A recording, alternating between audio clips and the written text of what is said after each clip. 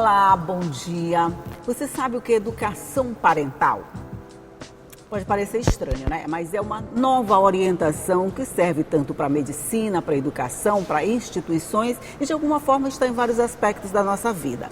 É sobre isso que nós vamos conversar no programa de hoje para você ficar sabendo direitinho o que significa educação parental. E quem está aqui comigo para tomar café e explicar tudo isso é uma educadora, a Ene Tomé. Bom dia, Ene. Bom dia.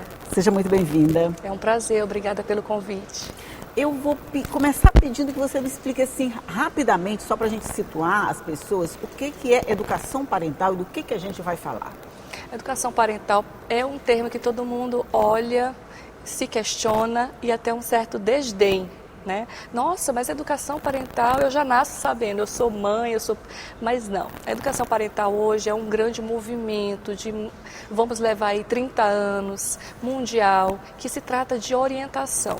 E o que é essa orientação? É uma orientação pautada na ciência do desenvolvimento humano. A gente vê aí das décadas de pesquisa do cérebro e mais do que nunca, o que se tem achado é que a epigenética é mais importante que a genética, né? Ela tem hoje um peso muito grande. E o que é essa epigenética? São as nossas relações. O que é a epigenética? São as nossas relações, é o nosso meio. E ele é tão importante, né, nesse desenvolvimento tecnológico que a gestação e a infância, elas são fundamentais para transformar a nossa fisiologia cerebral, sistema nervoso, endócrino, imunológico, acionar genes. Então é tão importante para a gente negligenciar. Então quem vai tomar a frente? Quem vai tomar a frente são as novas formas de se relacionar. E a gente é uma sociedade que carece. Pois é, porque quando você fala educação parental, a gente pode pensar assim, é uma nova disciplina, vai ser implantado nas escolas, o Ministério da Educação vai adotar. Eu acho, assim como eu acho que as pessoas ainda ficam perdidas no assunto quando se fala de educação parental. A gente está de parentalidade, né? A gente está acostumado a falar em alienação parental. Isso acho que todo mundo já entende, já sabe como é que funciona. Quando você vem com o termo educação parental, de alguma forma as pessoas não fazem essa relação? Educação parental, alienação parental? Fazem. E a educação parental ela vai englobar a parentalidade como um todo. A gente está acostumado a pensar na parentalidade como maternidade e paternidade, seja biológica ou seja pelo coração, né? Pela adoção. Mas a parentalidade hoje é um conjunto de pessoas, de relações que têm impacto na vida de uma criança. Então, dentro de casa, o profissional de saúde, o educador, mais do que nunca, afinal de contas, hoje as crianças ficam muito mais tempo, às vezes, da escola ou com terapeutas, do que com os pais. Então, essas relações, elas vão ter impacto na vida dessa criança. Então, hoje a parentalidade é esse conjunto de pessoas que vão ter impacto, as suas ações, as suas palavras na vida dessa criança. É essa cadeia de relações que a criança tem desde que nasce, ao longo da vida, e que de alguma forma vão influenciar o comportamento dela. Vão influenciar o comportamento e a saúde. Eu acho que a grande questão da educação parental é a promoção da saúde, porque se você está prevenindo, você está gerando saúde. Essa relação, ela vai interferir na formação cerebral, na mielinização desse cérebro. O que é esse termo, né? A mielinização é o cérebrozinho vem lá, estrutura, mas as formas de aprendizado, as experiências, se ela está se sentindo segura, se ela se sente amada, se ela se sente com previsibilidade, se ela tem as suas necessidades atendidas ou respondidas, tudo isso afeta esse processo cerebral. E o cérebro é o maestro do nosso corpo, com certeza, o nosso sistema nervoso. Moldado, né? Então, essas relações também influenciam na imunidade, no sistema endócrino, então acionam genes. A gente pensa assim, é só o estilo de vida, é uma alimentação mal cuidada.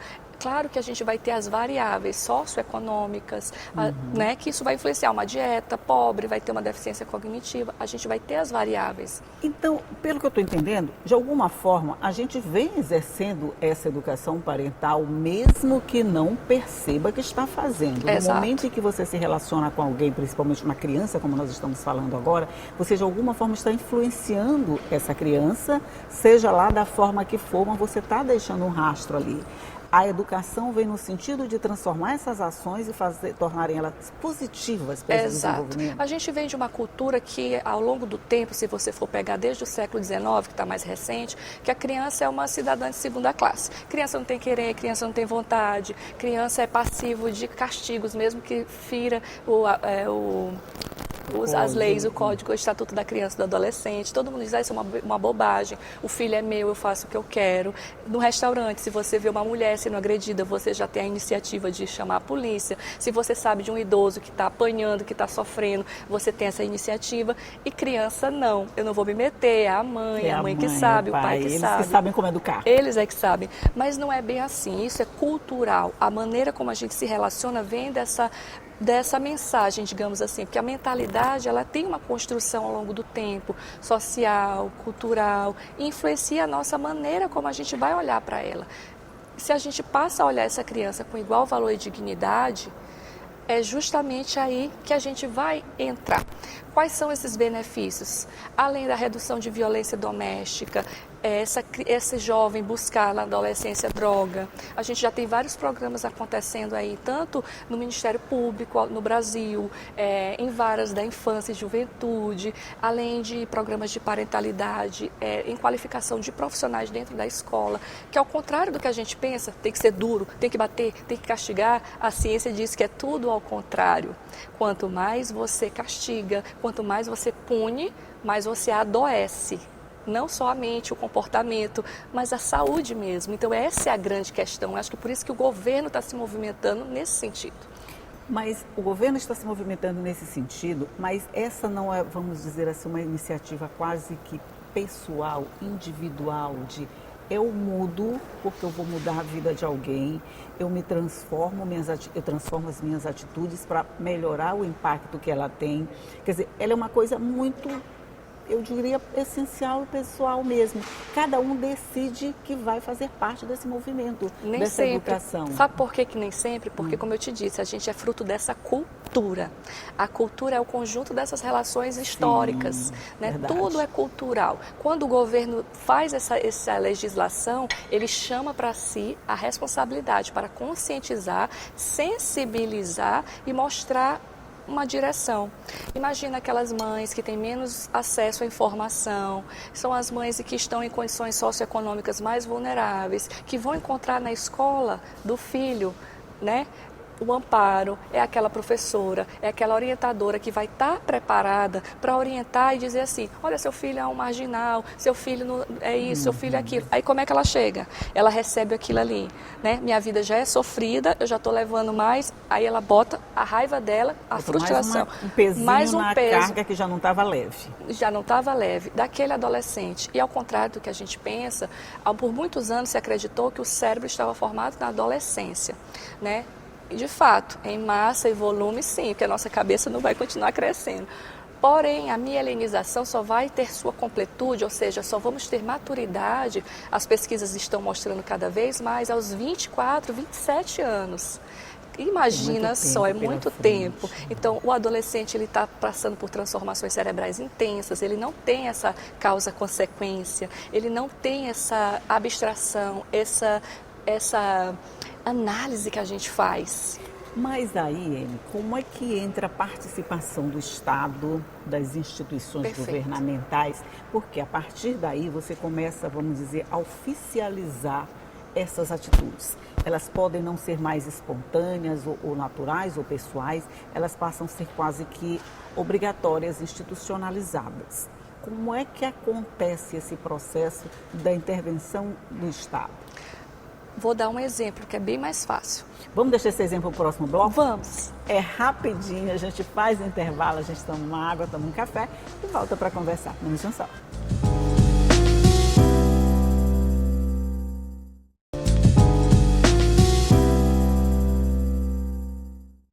Já estamos de volta conversando aqui sobre um tema relativamente novo e muito complexo, que é educação parental. Eu estou conversando aqui com a educadora Anne Tomé. Eu perguntei como é que essa participação do Estado, como é que ele entra e determina a partir de agora, desse jeito, qual é o papel dos educadores, como é que se dá essa relação? Esse primeiro movimento é chamar, através de incentivos fiscais, apoio a linhas de crédito, para empresas que queiram incluir dentro das suas estruturas programas de parentalidade.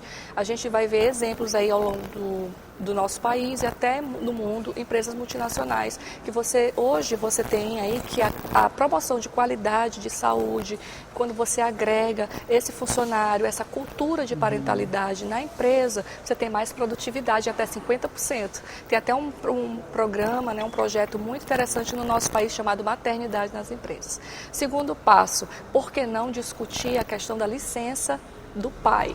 O pai tem 4 dias e a gente sabe que cada vez mais a sobrecarga materna é o tema da moda. Eu sempre questionei isso, por que o pai tem 4 dias? 4 dias, né? Então esse é um outro movimento. O terceiro e mais importante que eu considero é você liderar a qualificação e capacitação, seja dentro das estruturas de saúde, terapeutas, psicólogos, profissionais que estão ligados à infância, também na área de educação, que é primordial. A escola, a gente sabe que a família e a escola hoje é um casamento. Né? É um casamento para a formação dessa criança e desse adolescente. Outro ponto que eu quero destacar, que eu acho interessantíssimo, essa conscientização, ela ultrapassa os poderes também. Então, quando o Estado traz essa lei, você tem magistrados mais preparados. De repente, a gente vê, nas audiências, não, esse menino aí está faltando um castigo, está faltando isso. Vamos pensar práticas positivas. Quais foram as oportunidades que aquele jovem infrator teve? E como é que esse Ministério Público, como é que esse magistrado, dentro da sua vara, vai pensar e vai incluir e ampliar o repertório para além da punição em si? Porque você joga no centro corretivo e ele sai de lá, ele sai melhor ou ele sai pior? Pois é. Então, as práticas positivas, elas são pautadas na ciência. Não é porque penso, tem que fazer isso porque é bonitinho. Não é isso. É através de exames, de PET scan, ressonâncias magnéticas funcionais. Então, assim, é um casamento muito interessante. Agora, o que eu acho mais complicado nesse processo todo é a mudança de comportamento, porque ela é cultural, ela é enraizada mesmo, como vocês dizem. Como é que o magistrado vai perceber que o castigo pode não ser a solução para aquele caso? Ele não ter, eu vou fazer aqui o papel do advogado do contra. Sim, lógico. Ele pode não ter tido um preparo nem técnico, nem científico e nem familiar ou pessoal para esse tipo de decisões. Ele está pautado naquela lei mais dura, pecou, pagou, errou, vai ter que pagar. A gente diz, manda esses anjinhos para as casas de ressocialização, que eles voltam piores.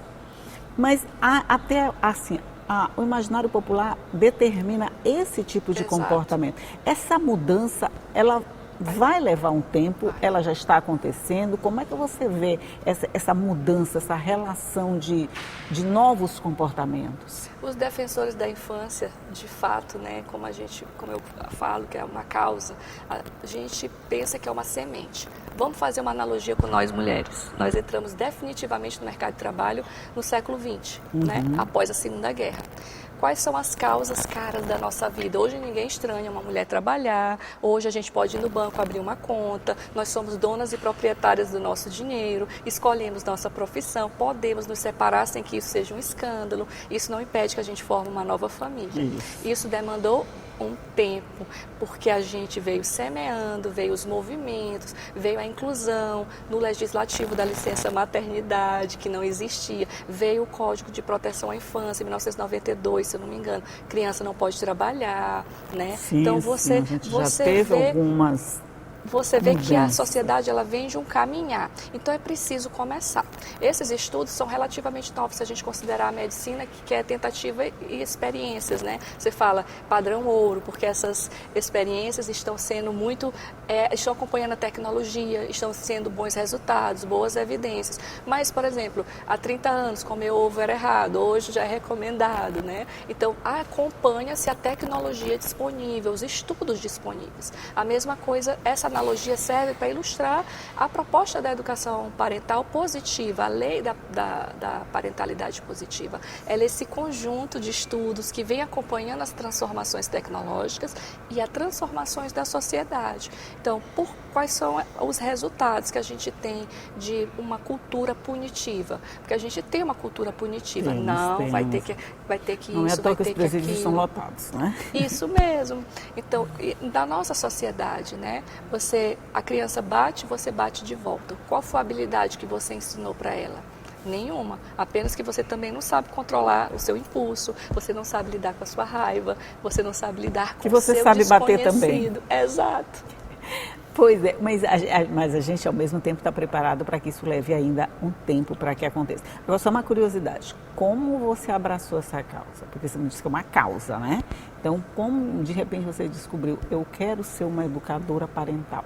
Eu já sou educadora há 15 anos, né? Sou mestre em antropologia cultural e eu tive um diagnóstico do meu filho de autismo aos 2 anos e meio, 3 anos, quando eu coloquei no ambiente escolar e começou a vir os relatórios.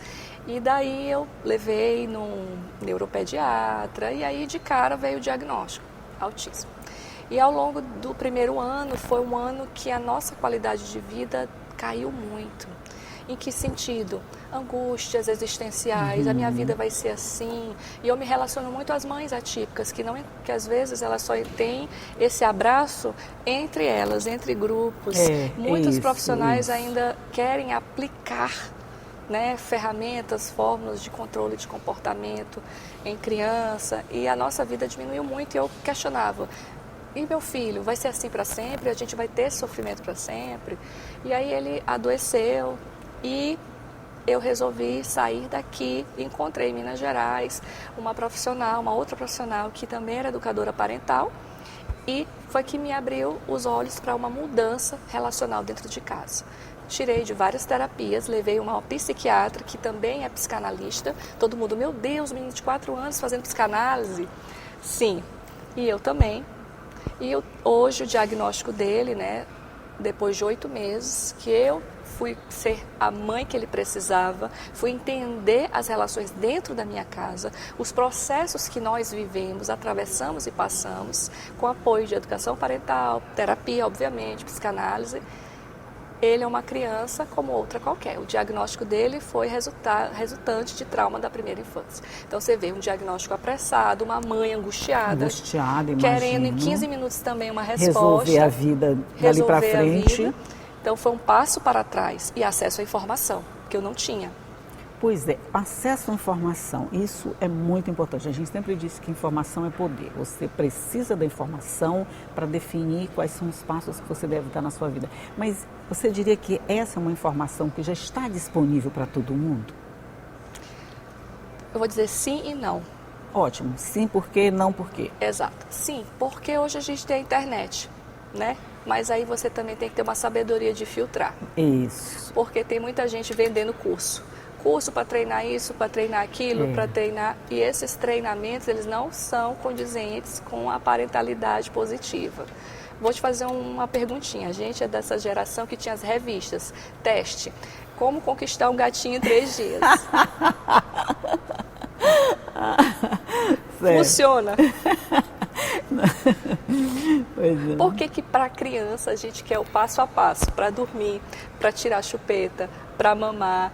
A gente está desconectado de viver a relação, e a gente tende a repetir o que fizeram conosco. Então, por isso que é importante, é romper o ciclo. A gente veio até aqui de mães, avós que faziam o que tinham, com a informação que tinham, e hoje, não, essa informação não está boa. Não está boa. Vamos virar para cá? Isso. Essa lei vai ajudar na qualificação dos profissionais e disponibilizar essa informação. Isso é que é bom. Eu sempre disse, informe-se, mas filtre a informação que você está recebendo. Não acredite em tudo que você vê. Vai vivenciando, vai testando, vai ver do que é bom para você. Vá procurando profissionais, especialistas. A partir daí a gente começa a ver. A gente não costuma amar o que a gente não conhece, né?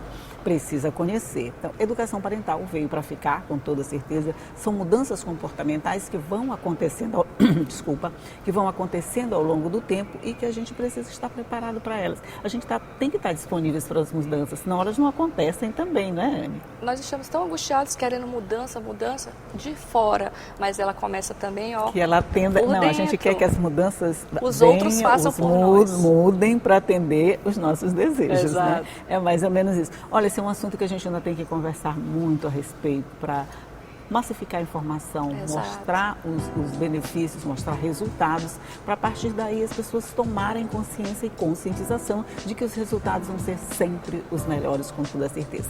Mas, Anne, muito obrigada por essa conversa, por dividir com a gente todas essas informações, por me ajudar a fazer o programa de hoje. Eu é que agradeço a oportunidade, quero deixar uma frase, né, que não é minha, é de uma grande educadora parental, mundialmente conhecida, a Maya Eigman, que foi minha professora, e ela fala, né, pais feridos, filhos sobreviventes.